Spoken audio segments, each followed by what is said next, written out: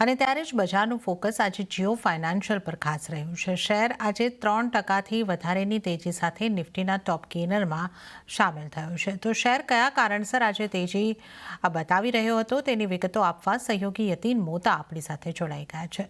યતીનજી, જીઓ ફાઇનાન્શિયલને લઈને શું સમાચાર છે? જીઓ ફાઇનાન્શિયલની વાત કરીએ તો રિલાયન્સ ગ્રુપની જે આ ફાઇનાન્સ ક્ષેત્રની ફ્લેગશિપ કંપની છે, અહીંયા આપણે પ્રમોટર ઇન્ફ્યુઝન જોયું છે। ગઈકાલે બોર્ડ મિટિંગમાં એ નિર્ણય આવ્યો છે કે પ્રેફરન્શિયલ બેસિસ ઉપર વોરંટ પ્રમોટર ગ્રુપને અલોટ કરવામાં આવશે અને 2 એન્ટિટીઝ 25-25 કરોડ વોરંટ્સ ખરીદશે। ઓબ્વિયસલી ભાવની વાત કરીએ તો ₹316.50 લેખે કંપની આ રકમ જુટાવશે અને કેમ કે 50 કરોડ શેરની એટલી મોટી ઇક્વિટી છે તો આ ઇશ્યુઅન્સ બાદ પ્રમોટરની હિસ્સેદારી લગભગ 51% ડાયલ્યુટેડ બેસિસ ઉપર આપણને જોવા મળશે।